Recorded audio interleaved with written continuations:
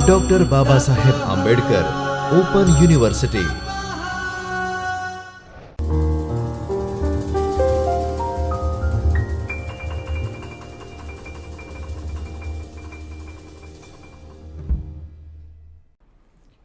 નમસ્કાર વિદ્યાર્થી મિત્રો, હું Vishal M Tundaliya, assistant professor of political science, doctor Baba Saheb આંબેડકરના ઓપન યુનિવર્સિટીમાં ચૈતન્ય સ્ટુડિયોમાંથી આપ સૌનું હાર્દિક સ્વાગત કરું છું, આપ સૌને આવકારું છું. વિદ્યાર્થી મિત્રો, આજે આપણે પેપર 3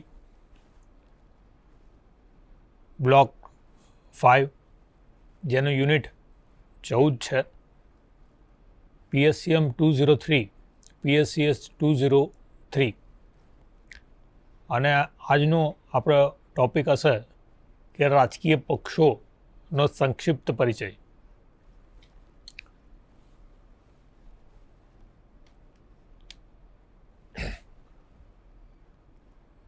મિત્રો, જ્યારે ભારતીય લોકતંત્રની વાત આવતી હોય અને એમાં જ્યારે સરકારની એક ચોક્કસ ભૂમિકા હોય, એક ચોક્કસ વહીવટીતંત્રની એક ચોક્કસ કામગીરી હોય, જેના વિભિન્ન અંગો, જેને આપણે ધારાસભા, કારોબારી અને ન્યાયતંત્ર જેવા માધ્યમથી ચોક્કસ રીતે આપણે લોકશાહીને આગળ ધપાવતા હોય,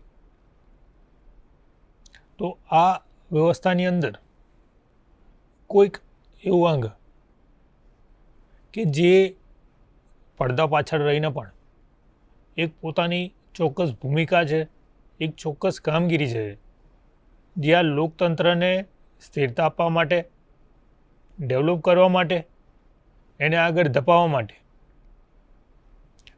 એક ચોક્કસ ભૂમિકા એ અદા કરે છે. જેની કામગીરી છે, જેની વિચારધારા છે, એ કોઈપણ તંત્રની અંદર એક ચોક્કસ નિર્ણાયક રહે છે.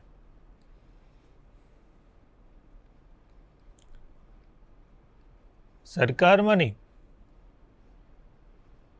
સરકારની બહાર પણ પડદા પાછળ રહીને પણ એક ચોક્કસ કામગીરી છે. એ શું હોઈ શકે કે જે તંત્ર વ્યવસ્થાને આગળ ધપાવવા માટે એક ચોક્કસ પીઠબળ આપે છે, એક શક્તિ આપે છે, એક તાકાત આપી રહી છે. અને એ પરિબળને આપણે રાજકીય પક્ષો તરીકે આપણે ચોક્કસ રીતે વર્ણવી શકીએ, એમાં કોઈ બેમત નથી.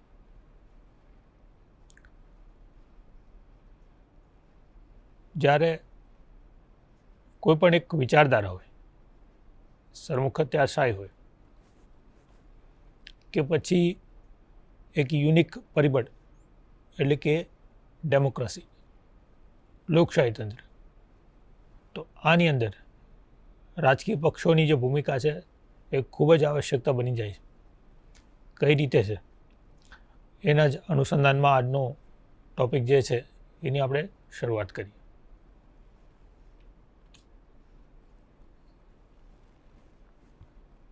રાજકીય પક્ષો એ શું છે, એમની ભૂમિકા શું છે, એમના કાર્ય શું છે, એમની ઉપયોગિતા શું છે અને એના પડકારો શું છે, એના અનુસંધાનમાં આજે થોડું ફોકસ કરીશું. જ્યારે આધુનિક યુગમાં રાજકીય પક્ષો છે એ ચોક્કસ એક અગત્યની એક રાજકીય સંસ્થા તરીકે તથા સંગઠન તરીકે તે ઉદ્ભવ્યો છે. કઈ રીતે? એક રાજકીય સંસ્થા તરીકે અને એક સંગઠન તરીકે.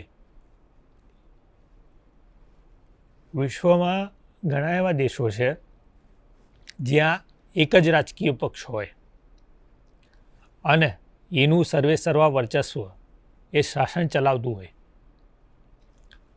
પરંતુ મિત્રો, જ્યાં લોકશાહી પ્રથાની ભૂમિકાની વાત આવે ને તો ત્યાં આગળ એની પીઠબળ એ કંઈક વિશેષ બને છે.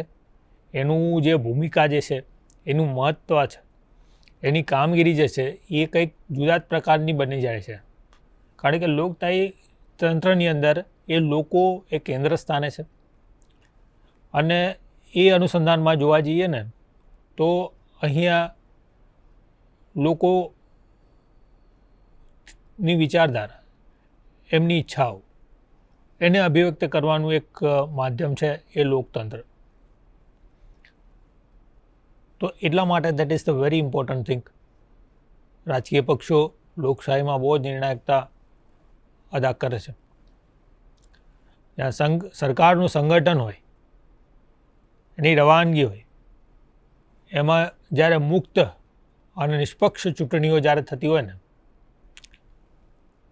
તો તેવામાં જે રાજકીય પક્ષોનો જે દરજ્જો જે છે ને એવા ટાઈમે ઘણો એ અગત્યનો બની જતો હોય છે. ક્યાં આગળ કે જ્યાં મુક્ત અને નિષ્પક્ષ ચૂંટણીઓની વાત આવે છે. તો આ જે ધ ફેક્ટર જે છે એ ખૂબ જ ઇમ્પોર્ટન્ટ વસ્તુ બની જાય છે કે ત્યાં આપણને લાગે છે કે રાજકીય પક્ષોની અગત્યતા, એનું મહત્ત્વ શું છે. મિત્રો, રાજકીય પક્ષને આપણે કયા એંગલથી જોઈ શકીએ છીએ? તો સિસ્ટમની અંદર એક તરફ રાજ્ય છે અને બીજી બાજુ છે સમાજ, કે જે લોકોનો સમૂહ છે.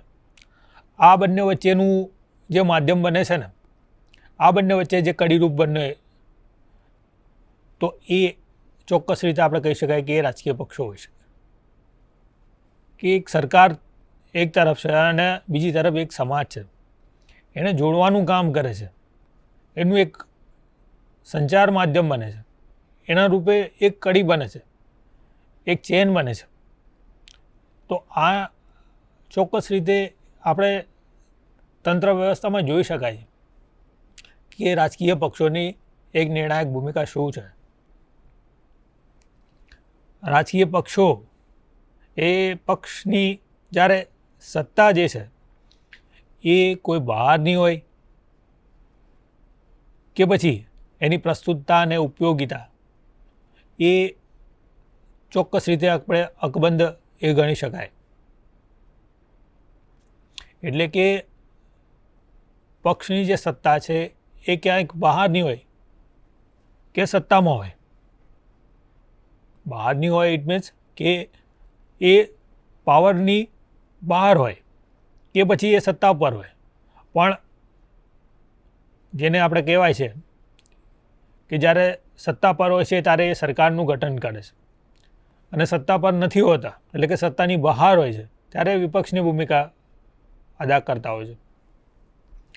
તો આ એક ચોક્કસ પરિસ્થિતિ હોવા છતાં પણ કોઈ પણ પક્ષ હોય તો એની જે પ્રસ્તુતતા છે, એની ઉપયોગિતા છે એ એકબંધ છે, એક નિર્ણાયક છે અને એ ચોક્કસ છે.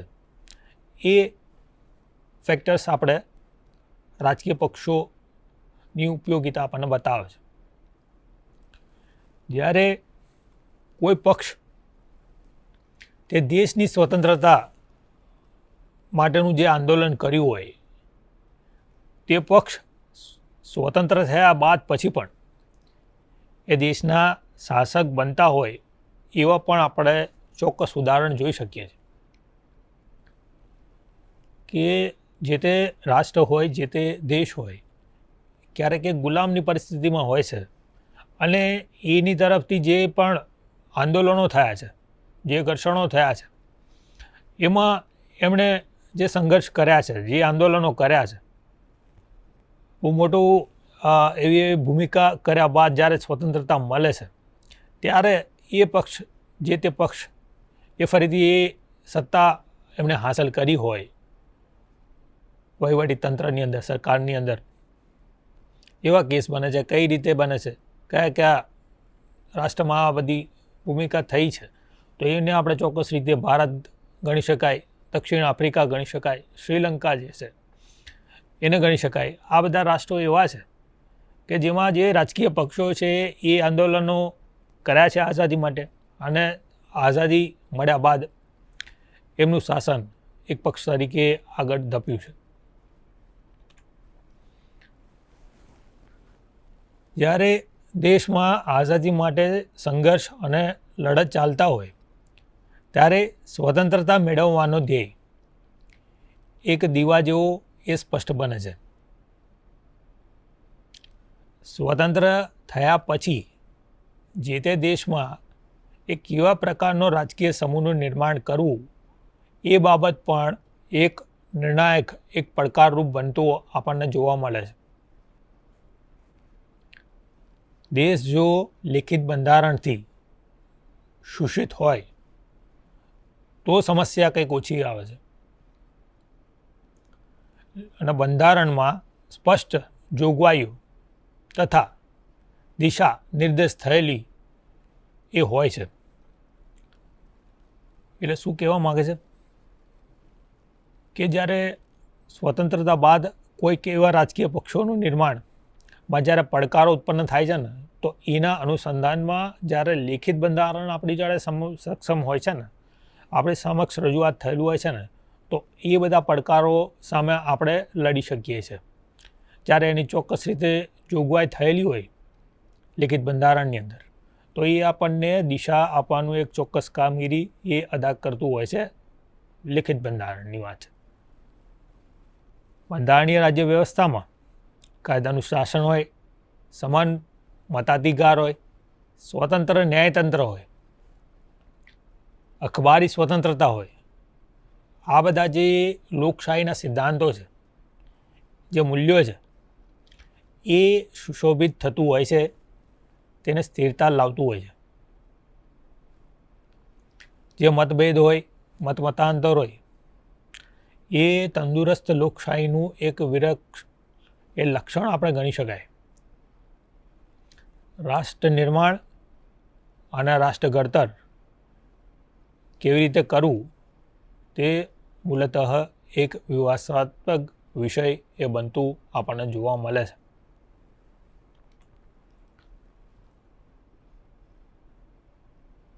મિત્રો, જ્યારે દેશ સામે આર્થિક વિકાસ માટે મૂડીવાદી મુક્ત બજારવાળું જે અર્થતંત્ર છે તે સારું છે કે પછી જે સમાજવાદી એ સિદ્ધાંતને વરેલું અર્થતંત્ર એ સારું છે? રાજ્ય હોય કે પછી ખાનગી ક્ષેત્રથી બનેલું એ મિશ્રિત અર્થતંત્ર તે સારું? ધર્મનિરપેક્ષતા સારી કે બહુમતીવાદવાળો એ સારો? કરવેરા એ કયા પ્રકારના હોવા જોઈએ? એ આકરા હોવા જોઈએ કે એ હળવા પ્રકારના હોવા જોઈએ? જે વૈશ્વિક નિર્ભરતા છે એ સારી છે?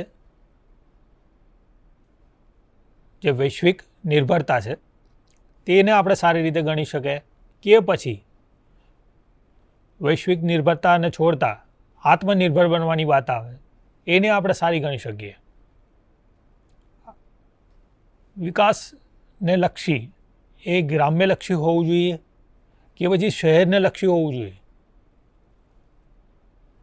નાગરિકોની વાત આવે તો રાષ્ટ્રવાદ સારો છે કે પછી સાંસ્કૃતિક રાષ્ટ્રવાદ સારો છે? નોકરીની વાત આવે કે કામ આપવાની જવાબદારી તો એ કોની બને?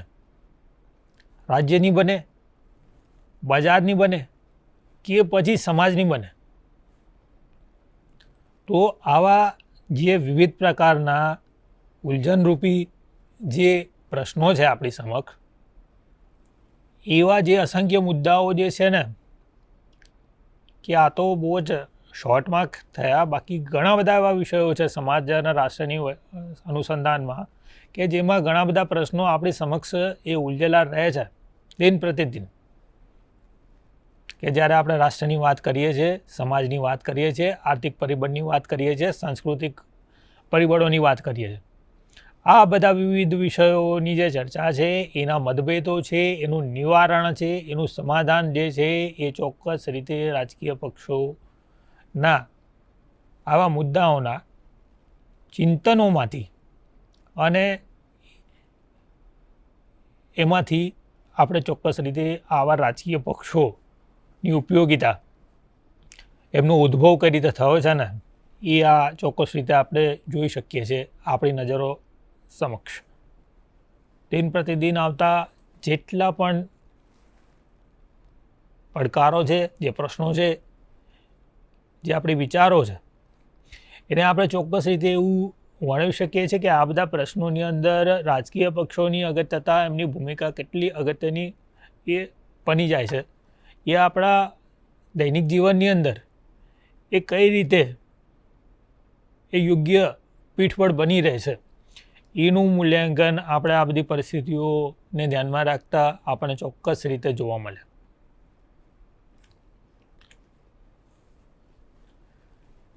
ભારતમાં જે પ્રકારની પક્ષપ્રથા ઉદ્ભવી, વિકસી, બદલાઈ કે પછી ટકી, એણે આપણે લોકશાહી પાયામાં મજબૂત કરવા માટે એક ચોક્કસ ભૂમિકા એ અદા કરી છે.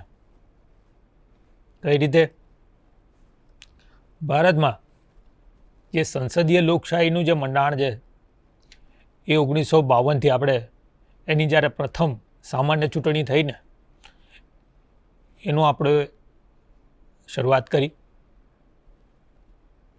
2019 સુધી આપણે જો એના અનુસંધાનમાં જોઈએ ને તો બેઝિકલી આપણે 17 વાર લોકસભાની ચૂંટણીઓ યોજી છે તથા રાજ્ય દીઠ જેટલી પણ વિધાનસભાઓ છે એનું ગઠન કરવા માટે આપણે અસંખ્ય ચૂંટણીઓ એ નિયમિત રીતે યોજી છે. એક વ્યવસ્થા તંત્ર જે છે કે જેમાં સંસદીય લોકશાહી, કેન્દ્ર સરકારે રાજ્યની ચૂંટણીઓ, ગ્રામ્ય કક્ષાએ ગ્રામ્ય પંચાયતોની ચૂંટણીઓ કે શહેરમાં કોર્પોરેશનની ચૂંટણીઓ, આ બધી જે વ્યવસ્થા તંત્ર છે, આ બધી જે વ્યવસ્થા તંત્રની અંદર ચૂંટણીઓના અનુસંધાનની અંદર લોકશાહી તંત્ર વ્યવસ્થાની અંદર જ્યાં ઇમ્પોર્ટન્ટ જે અગત્યતા ધરાવે છે કે જ્યાં નાગરિકો એ પોતાના વિચારો એ ચૂંટણીઓમાં પોતાના મતદાન થ્રુ રજૂઆત કરતી હોય છે, પોતાની પસંદગી, પોતાની નાપસંદગી. તો આ બધા ચૂંટણીઓ જેવા નિર્ણાયક ફેક્ટર્સની અંદર એ રાજકીય પક્ષોને આપણે ચોક્કસ રીતે એક નિર્ણાયક ભૂમિકા એને ગણી શકીએ, એને આપણે ચોક્કસ રીતે અવગણી શકીએ નહીં, ખાસ કરીને લોકશાહી તંત્ર વ્યવસ્થાની અંદર. અનેક પ્રકારની જ્યારે ઉણપો છે, નબળાઈઓ છે, પડકારો છે, એ હોવા છતાં પણ ભારતમાં સંસદીય લોકશાહી તંત્રના જે મૂળ જે છે એ ખૂબ ઊંડા જતા ગયા છે. એનો ચોક્કસ રીતે એનો ફાળો જે છે એ આપણે રાજકીય પક્ષોને આપી શકાય. મતદાનની ટકાવારીમાં વધઘટ થયા કરે છે અને આમ એ રાજકીય પક્ષોને એ આપણે સંક્ષિપ્ત પરિચયમાં આપણે જોઈ શકીએ. આ થઈ એની એક ચોક્કસ ભૂમિકા. એની બેઝિકલી શોર્ટમાં કે રાજકીય પક્ષોને આપણે કઈ રીતે વર્ણવી શકીએ, એમની શું ઉપયોગિતા છે. થોડું એનાથી આગળ વધીએ. રાજકીય પક્ષો એના સંક્ષિપ્ત પરિચયમાં એનો અર્થ અને એની વ્યાખ્યા આપણે કઈ રીતે વર્ણી શકીએ. તો એના અર્થને આપણે જ્યારે સમજીએ ને તો રાજકીય પક્ષને આપણે કઈ રીતે જોઈએ છે કે રાજકીય પક્ષો એ સૌથી સરળ અને એક સાદો અર્થ એવો એનો થાય કે એવા સંગઠિત એક સમૂહ તરીકે થાય છે કે જે સત્તા મેળવવા, એને ટકાવવા અને એને નિયંત્રિત કરવામાં એ લગાતાર રચોપચો રહે છે. જ્યારે એવા સંગઠિત સમૂહો છે, શું કહેવા માગે છે કે એવો એક ચોક્કસ સંગઠિત સમૂહ કે જે સત્તા મેળવવા માટે, એને ટકાવી રાખવા માટે સત્તામાં આવ્યા પછી પણ અને એને ચોક્કસ રીતે નિયંત્રિત કરવા માટે, એટલે કે જ્યારે સરકાર બન્યા પછી પણ જે એનો ગાળો છે, એના સમયગાળો હોય છે, એમાં પણ એને ચોક્કસ રીતે નિયંત્રિત કરવામાં એ સતત લગાતાર રચોપચો રહે છે. એ એની ચોક્કસ રીતે આપણે ભૂમિકા જોઈ શકીએ કે એના અર્થમાં શું હોઈ શકે.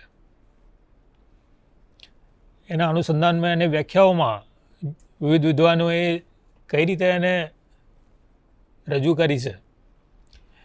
તો બ્રિટનના જે રાજકીય ચિંતક એડમંડ બર્ગ છે, એ 1770ની અંદર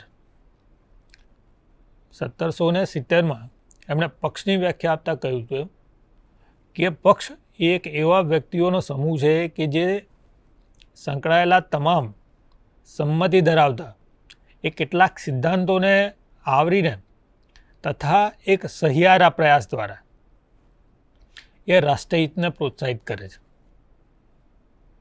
એક ચોક્કસ એક સમૂહ છે કે જેની એક ચોક્કસ જાતના સિદ્ધાંતો છે, એક ચોક્કસ એમનો વિચારધારા છે, અને એક એવા વ્યક્તિઓનો સમૂહ છે કે જે પોતાના એક સહિયારીઓ, એક સંગઠનના માધ્યમરૂપી એ રાષ્ટ્રના હિત માટે એ પોતાની રજૂઆત કરતું હોય એવું આપણે જોવાનું. જોયા હસન એના મત અનુસાર એ પક્ષ શું વાત કરે છે કે પ્રતિનિધિકવાળી એ રાજ્ય શાસનમાં પદ્ધતિમાં એક આધારશીલ રૂપ એ રાજકીય સંસ્થા છે. કે પ્રતિનિધિત્વવાળી જે આ રાજ્ય શાસન વ્યવસ્થા છે ને, એમાં જે આધારશીલ રૂપ ગણી શકાય ને, એને આપણે રાજકીય સંસ્થાઓ તરીકે આપણે વર્ણવી શકીએ છીએ. કે જ્યારે અને બીજા એક વિદ્વાન છે ગોયવાની સારતોરી, એમણે અનુસાર પક્ષ એ લોકોને સરકારને જોડનારી એક મહત્ત્વની કડી છે. જેમાં આગળ આપણે જોયું કે સરકાર જે છે અને સમાજ છે એને જોડવા માટેનું એક ચોક્કસ રીતે પરિબળ એ લોકતંત્રની અંદર એ રાજકીય પક્ષો છે. આ એની વ્યાખ્યા થઈ. એ વ્યાખ્યા અનુસાર શું રજૂઆત થાય છે કે રાજકીય પક્ષો ચૂંટણી દ્વારા એ ગઠિત સંસદીય શાસન પ્રથામાં એક મહત્ત્વનું આધારશીલ રૂપ એક સંસ્થા છે. કેવા પ્રકારના રાજકીય સમૂહો દ્વારા કેવા રાષ્ટ્રનું નિર્માણ કરવું તે માટેના સ્વપ્નો જે છે, એમના ચોક્કસ વિચારો છે, એમની ચોક્કસ એવી નીતિઓ છે, એમના કાર્યક્રમો એને રજૂ કરી અને નાગરિકોને સભ્ય બનાવવાનું, એને સત્તા મેળવવા તરફ એ વિચારતું એક મહત્ત્વનું એક ચોક્કસ એકમ તરીકે આપણે એને વર્ણવી શકાય. રાજકીય પક્ષો એ બંધારણના આદર્શરૂપી એક આત્માથી એક સંચાલિત લોકશાહીના શરીરનું એક મહત્ત્વનું અંગ છે. આ અનુસંધાનમાં આપણે જોઈએ છે કે કેટલી નિર્ણાયક ભૂમિકા એ રાજકીય પક્ષો એ તંત્ર વ્યવસ્થાની અંદર એ અદા કરતા હોય છે. થોડું આગળ વધીએ. રાજકીય પક્ષોની ઉપયોગિતા, એનું મહત્ત્વ આપણે કઈ રીતે વર્ણવી શકીએ એના પર ધ્યાન આપીએ તો એક દ્રષ્ટિથી આપણે જોઈએ તો પક્ષો વિના એ ચૂંટણીઓ યોજી લોકશાહી શાસન પદ્ધતિને એ કાર્યાન્વિત કરવીને એ લગભગ એ અશક્ય બાબત બનતી હોય છે. આ એની ઉપયોગિતા આપણે જોઈ શકીએ. જ્યારે પક્ષો એ લોકશાહીમાં તમામ એક ઉમદા આદર્શોને મૂર્ત કરવાનું એક શ્રેષ્ઠ માધ્યમ જે છે ને, એ બનતા આપણને જોવા મળે છે. જ્યારે સત્તામાં બેઠેલા રાજકીય પક્ષો આ મૂલ્યને જ્યારે અવગણે છે, તો વિરોધમાં બેઠેલા જે પક્ષો છે એ એનો વિરોધ કરવાની એક મહત્ત્વની ભૂમિકા એ અદા કરે છે. મિત્રો, અહીંયા આપણું ધ્યાન દોરવા માગું કે લોકશાહી તંત્ર વ્યવસ્થાની અંદર જ્યારે આપણે વાત કરીએ છીએ તો પક્ષોની શું ભૂમિકા હોઈ શકે છે કે જે સત્તા ઉપર હોય છે, જે સરકાર પર બેઠેલા છે અને સરકારની ભૂમિકાઓ જે અદા કરતા હોય છે, જ્યારે એમના મૂલ્યોની અવગણના થતી હોય છે, એમને કામગીરીમાં કંઈક સકારાત્મકતા નથી હોતી, તો એવા પરિબળમાં વિરોધ પક્ષ એ કેટલું નિર્ણાયક ભૂમિકા અદા કરે છે ત્યારે એની અગત્યતા આપણને જોવા મળે છે કે વિરોધ પક્ષમાં બેઠેલા જે પક્ષો હોય છે એ લોકો એની વિરોધ કરે છે અને એના મૂલ્યો, એમના કાર્યોને યોગ્ય દિશા, એમને યોગ્ય રસ્તો આપવાની પણ એ લોકો કામગીરી કરતા હોય છે. તો લોકશાહી તંત્રનું એક અગત્યનું પાસું ગણી શકાય કે એના સંતુલન માટે, એની સ્થિરતા માટે સત્તા પર બેઠેલા પક્ષ જેટલો ઇમ્પોર્ટન્ટ છે એટલું જ અગત્યતા ધરાવે છે એ વિરોધ પક્ષ. તો એ તંદુરસ્ત લોકશાહીનું એક ચોક્કસ આપણે લક્ષણ આ ફેક્ટર્સમાં આપણે જોઈ શકીએ. સત્તા વિશે આપણે એવું ચોક્કસ કઈ રીતે કહી શકીએ કે જો કોઈ વ્યક્તિ, એ મંડળી, એક પક્ષ કે એક સંસ્થામાં કેન્દ્રિત થાય તો સત્તાનો એ ચોક્કસ રીતે આપણે દુરુપયોગ વર્ણવી શકીએ. જ્યારે કે કોઈ પણ એક વ્યક્તિ હોય, મંડળી હોય અને એક જ પક્ષ જ્યારે સત્તા ઉપર આવી જાય છે તો એનો દુરુપયોગ ચોક્કસ રીતે આપણે વર્ણવી શકીએ છીએ. પણ કેમ કે લોકશાહી શાસન પ્રથાની અંદર આ બધી વસ્તુ ફેક્ટર જે છે ને એ ઘણું એ જોખમ એ કાયમ રહેલું આપણને જોવા મળે છે. તો આવા સંજોગોમાં અટકાવવા માટે રાજકીય પક્ષની જે આગવી ભૂમિકા જે છે ને એ ચોક્કસ રીતે આપણે જોઈ શકીએ છીએ કે જે કોઈ એક પક્ષ એ કેન્દ્ર સ્થાને આવી અને સરમુખત્યારશાહી વર્ણન કરે તો એવા સંજોગોની અંદર રાજકીય પક્ષો એ ઘણી અગત્યની ભૂમિકા અદા કરે છે લોકશાહી તંત્રને એક સ્થિરતા આપવા માટે. રાજકીય પક્ષો સૌથી મોટી ઉપયોગિતા એ નાગરિકોને એ બેકાબૂ તથા જે જનૂની જે ટોળા છે એને બનાવતા એ અટકાવવાની કામગીરી કરે છે. કે રાજકીય પક્ષો જ્યારે ન હોય, જો તમે એ અનુસંધાનમાં વિચારો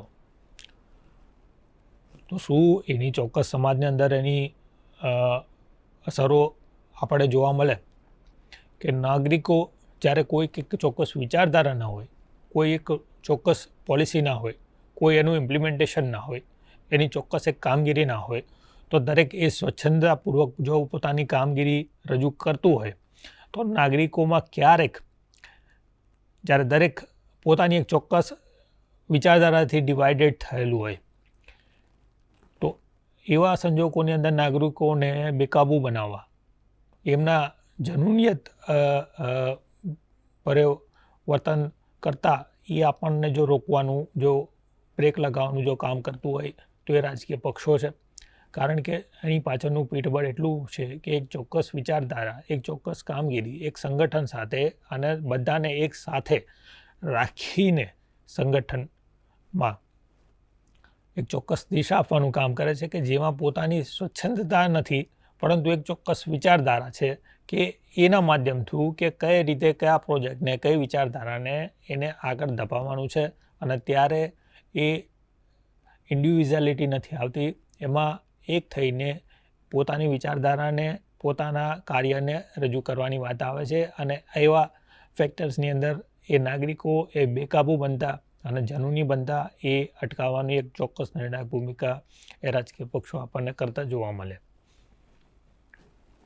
આજે મુક્ત, એક જવાબદાર અને એક તંદુરસ્ત લોકશાહી સમાજની અંદર જે અનિયંત્રિત ટોળા કરતાં જે સમજદારી અને જાણકારીપૂર્વક ધરાવતા જે નાગરિકો જે છે ને એનો સમૂહ એ વધારે ઇમ્પોર્ટન્ટ અને મહત્ત્વનું અદા કરે છે.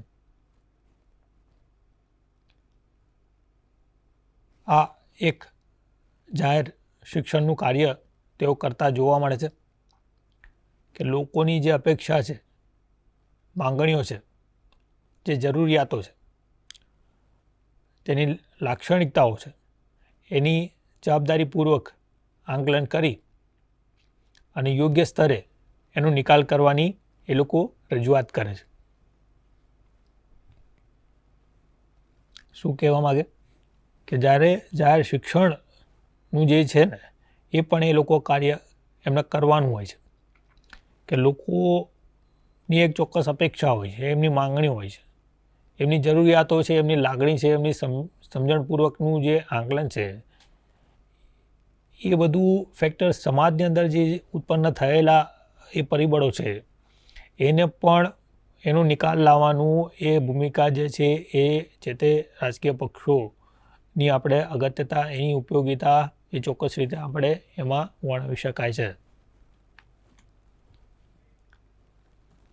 જ્યારે વિચારોની આપલે થતી હોય, નીતિઓને આપણે નિર્ભય અને ખુલ્લી રીતે ચર્ચા થતી હોય તથા બાંધછોડના અવકાશવાદી જે વાતાવરણને ઉત્પન્ન કરવાનું કામગીરી જે છે એ ચોક્કસ રાજકીય પક્ષો એ મહત્ત્વનું પ્રદાન અહીં આપતા હોય ને એવું આપણને લાગે કે જ્યાં પોતાના વિચારો જે છે, પોતાની જે ચોક્કસ વિચારસરણી છે, પોતે કઈ એક વિચારધારા, પોતાની નીતિઓ એને આપણે ખુલ્લા મને એક નિર્ભયતાથી કોઈ પણ જાતના બાંધછોડ વગર એક મોકળું અવકાશ જ્યારે આપણને મળે છે, એક ચોક્કસ વાતાવરણ મળે છે ને એ પ્રકારનું એ નિર્ણાયક કામગીરી એ રાજકીય પક્ષોનું એક ચોક્કસ પ્રદાન એ આમાં ચોક્કસ આપણે વર્ણવી શકાય છે.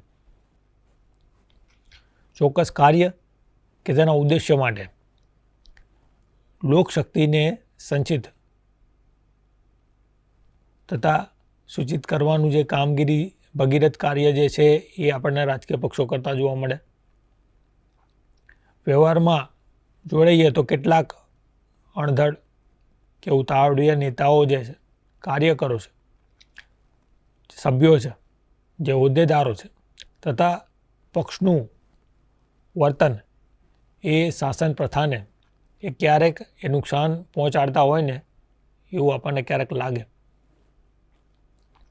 લોકશાહી શાસન પ્રથાનું માળખું ઘડવું એ એટલું સહેલું નથી, પરંતુ તેના જે આદર્શો છે એને અનુરૂપ ચલાવવું એ અત્યંત પડકારમય એ બાબત આપણને બનતી જોવા મળે છે.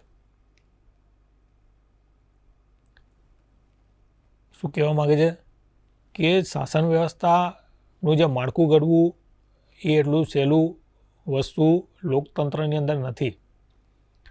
એના આદર્શો જે છે એને ચોક્કસ રૂપે એને ચરિતાર્થ કરવાનું જ્યારે વાત આવે છે ને તો એ ખૂબ જ નિર્ણાયક પરિબળ એ બનતું આપણને જોવા મળે છે. આ ફેક્ટરમાં જે રાજકીય પક્ષો એ સૌથી મોટી જવાબદારી એ અદા કરતા જોવા મળે છે એ આપણે ચોક્કસ રીતે જોઈ શકાય.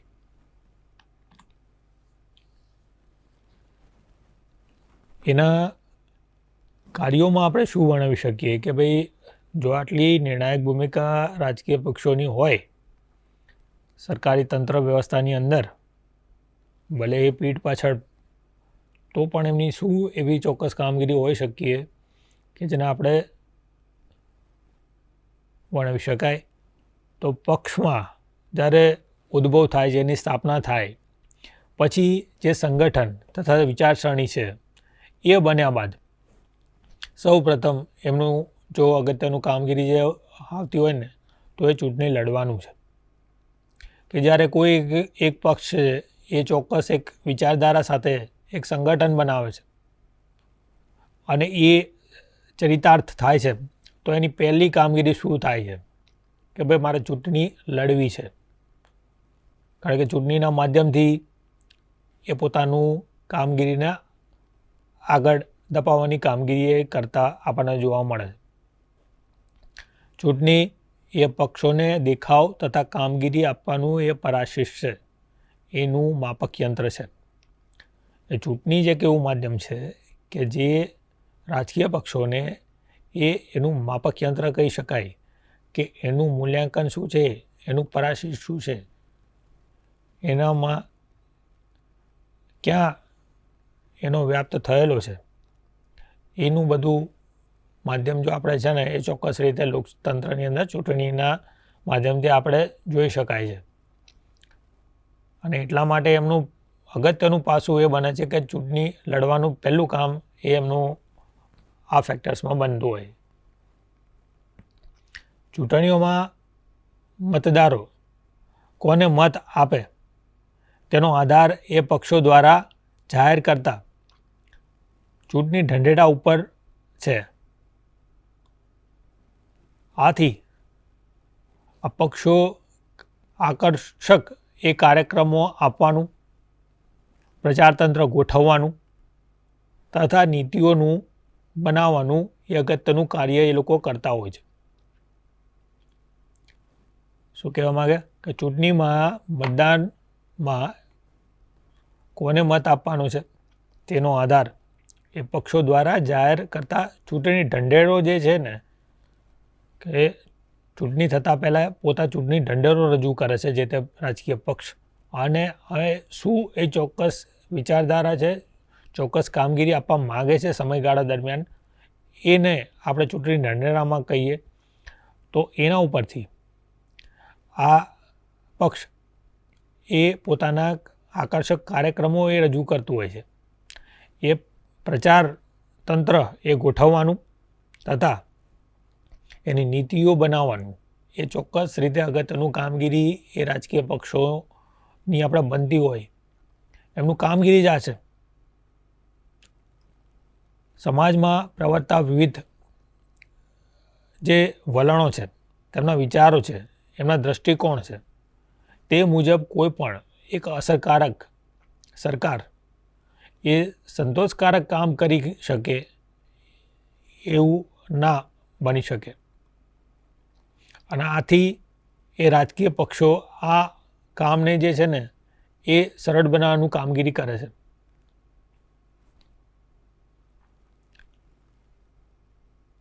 કઈ રીતે કે સમાજમાં જે વિવિધ વલણો છે, જે વિચારો છે, દૃષ્ટિકોણો છે, એ મુજબ જ જો સરકાર કામ કરતું હોય ને એવું પોસિબલ નથી બનતું. તો એવામાં જે એ રાજકીય પક્ષોની ભૂમિકા શું હોય છે કે આ બધા ફેક્ટર્સોમાં એ કામને સરળ બનાવવાની ભૂમિકા એ રાજકીય પક્ષો થ્રુ થતી હોય. જ્યારે પોતાના મુદ્દાઓ હોય, માંગણીઓ હોય, જરૂરિયાતો હોય, ઉતાર ચઢાવવા હોય, એને ક્રમમાં અગ્રિમતાના ધોરણે એ લોકો ગોઠવવાની કામગીરી એ ચોક્કસ રીતે રાજકીય પક્ષોની કામગીરીમાં આપણે વર્ણવી શકીએ. ત્રીજા ફેક્ટર્સમાં છે કે દેશ માટે એ કાયદા ઘડવાનું એ સત્તા એ કાર્ય એ સત્તા પક્ષ એ ચોક્કસ રીતે કરે છે. કે જ્યારે ઇલેક્શનની અંદર જે સર્વોપરિતા હાંસિલ કરે છે, જે વિજય હાંસિલ કરે છે, તો ત્યારબાદ એ જે તે પક્ષ જે છે એ સરકાર રચવાનું એ ચોક્કસ નિર્ણાયક કામગીરી એ એના સમક્ષ હોય છે. તો આ સત્તા હાંસિલ કર્યા બાદ એમની ચોક્કસ કામગીરીની શરૂઆત એ આપણને લોકતંત્રની અંદર જોવા મળે.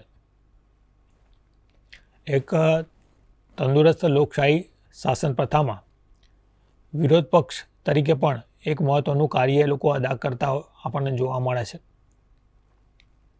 કે વિરોધ પક્ષ એ સરકારની જે ખોટી નીતિઓ છે, એમની ભૂલો છે, એમની નિષ્ફળતાઓ છે, તેમની આકરી ટીકા જે છે એ કરવાનું એક ચોક્કસ કામગીરી એ અદા કરતા આપણને જોવા મળે છે.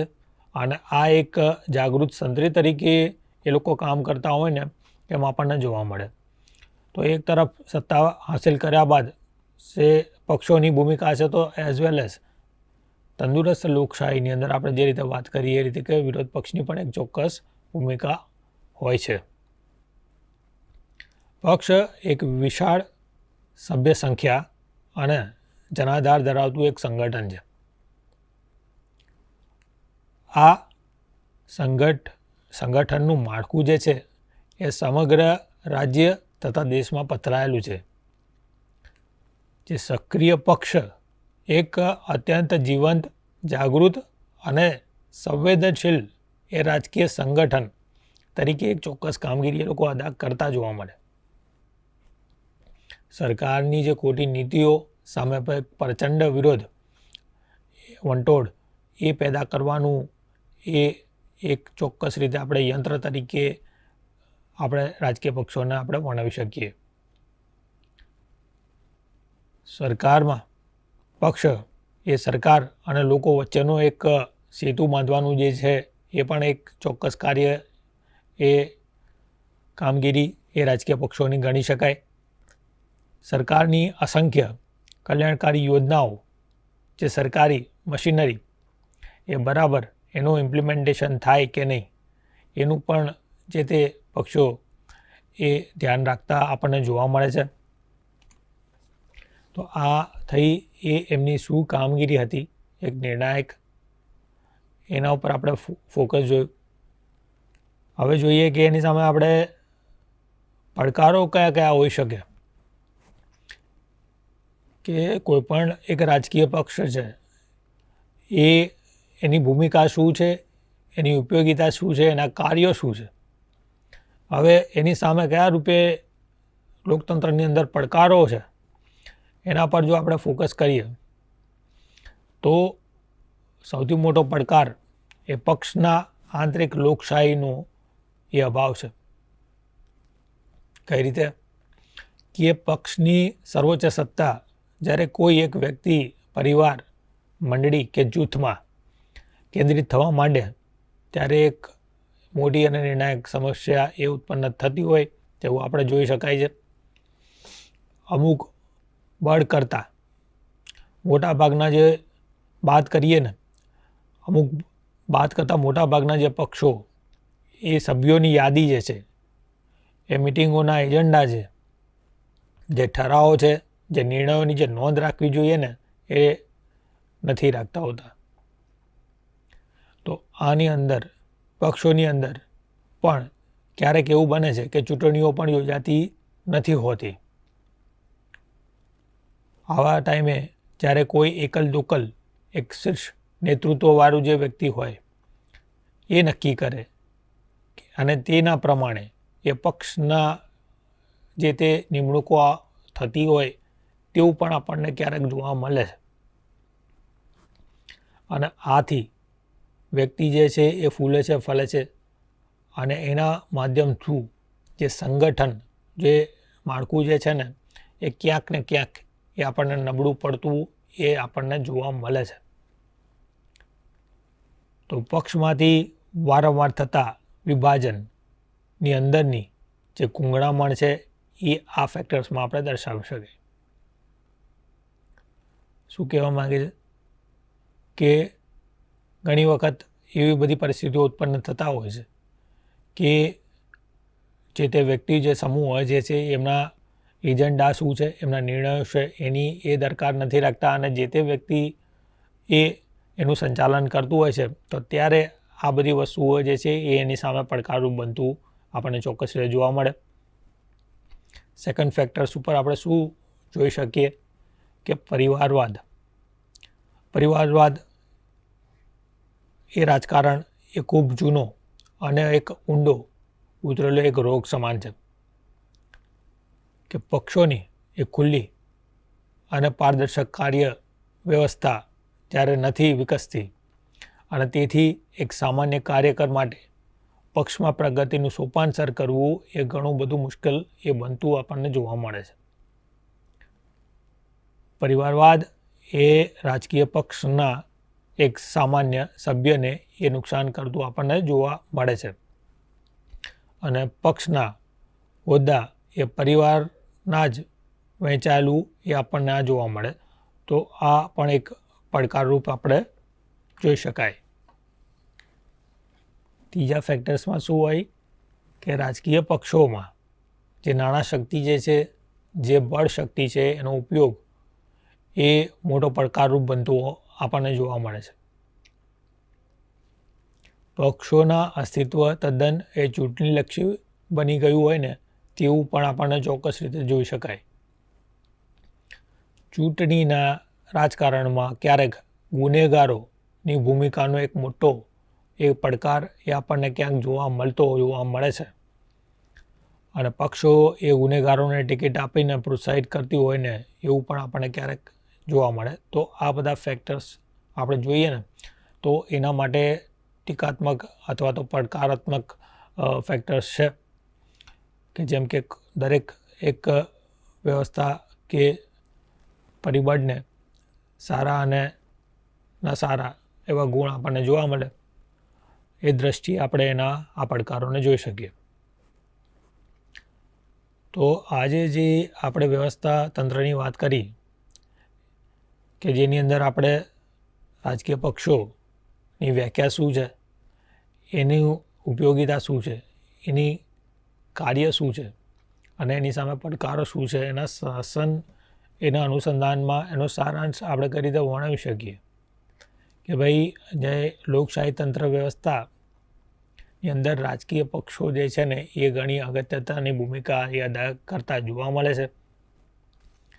આજે સરકાર હોય, જનતા હોય એની એક કડીરૂપ છે અને એના કાર્ય અને એની ભૂમિકા એ આમ જનતાના લાભાર્થે એ ચોક્કસ રીતે આપણે વર્ણવી શકાય છે.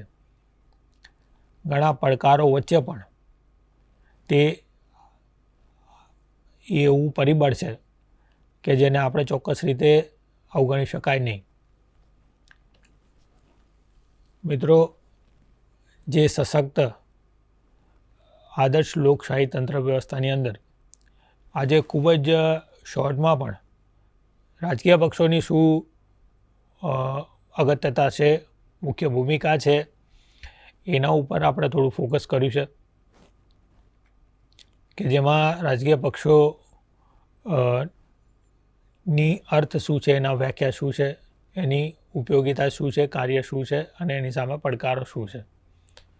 લોકશાહી તંત્ર વ્યવસ્થાની અંદર આ બધા ફેક્ટર્સોને ધ્યાનમાં રાખતા જોવા મળે છે કે સુશાસન વ્યવસ્થાની અંદર પડદા પાછળ પણ રહીને પણ સમાજને, રાષ્ટ્રને એક યોગ્ય દિશા આપવાનું માટે કોઈ પણ પક્ષ જે છે એ કેટલી નિર્ણાયક ભૂમિકા આપણા વ્યવહારિક જીવનની અંદર એ અદા કરતા હોય છે, એની ઉપયોગિતા શું છે, એના અનુસંધાનમાં આજે બહુ શોર્ટમાં આપની સમક્ષ રજૂઆત કરી.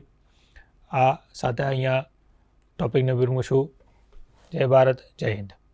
स्वाध्यायः परम